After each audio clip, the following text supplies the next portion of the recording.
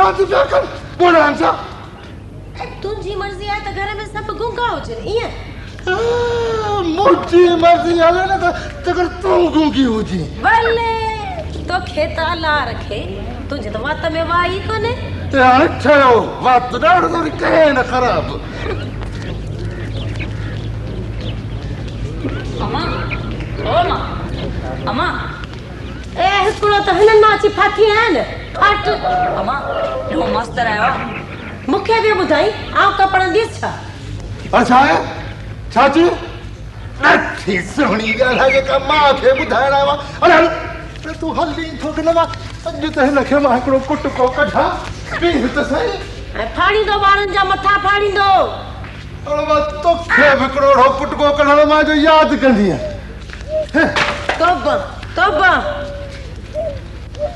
चाची ए मुंह तो कुछ कोनी चयो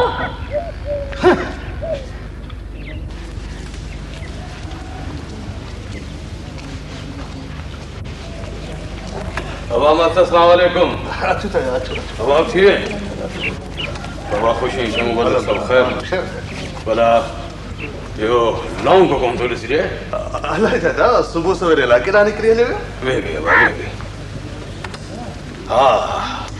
हमरा आगे एकड़े अंदर सुखा चे को ना पैर में चल ही है सो पुट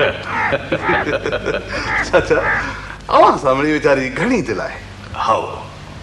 बाबा आऊं वो भाई तो आया सर बाबा चवां सो शादी करे घर ठाहे वे पर हुन के वणी तो रोलण हाँ चाचा एक गाल पूछा हाँ पूछ उन रात तव्हां मूंखे ॿुधायो त अव्हां जे ॻोठ जो स्कूल ठहियल कोन्हे हाँ चाचा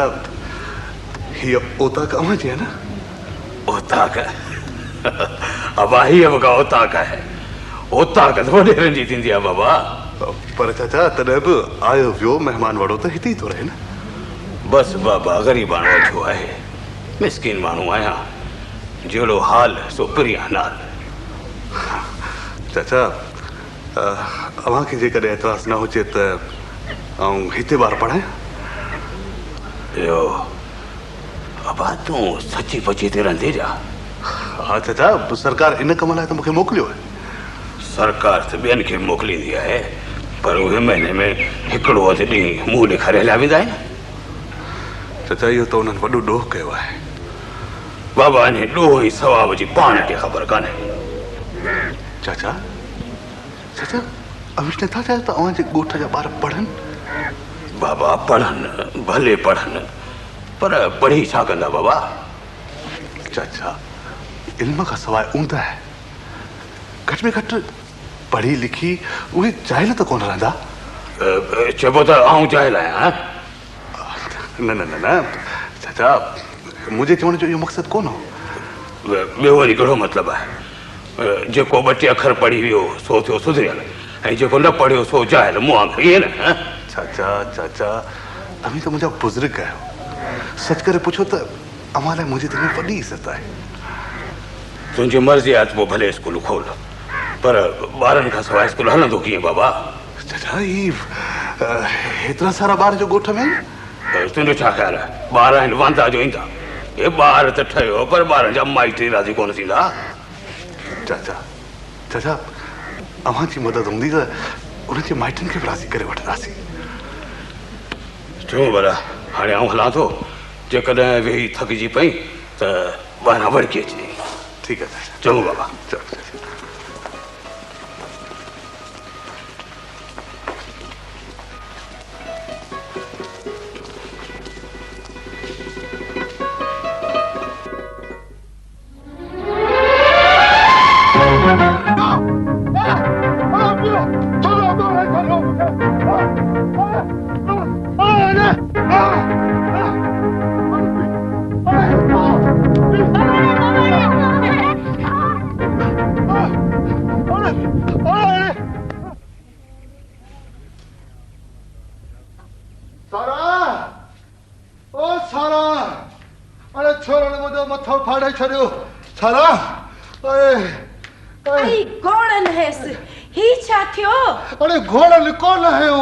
वो कॾहिं हिते पहुचा त तव्हां छोरनि पथर आया आहिनि कंहिं अरे छापा ने रमू वो साणनि गॾु साबू वारो रोल छोरो परतो बि हुयो न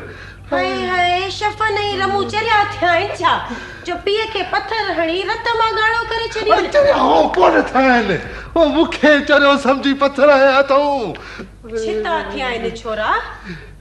भला ॿुध तो पाण ॾिठो त शफ़न ऐं रमू ई तोखे पथर हया आहिनि अरे अरे वॾी हरी ठहियो पंहिंजा छोरा न सुञाणींदुसि अचो आया छा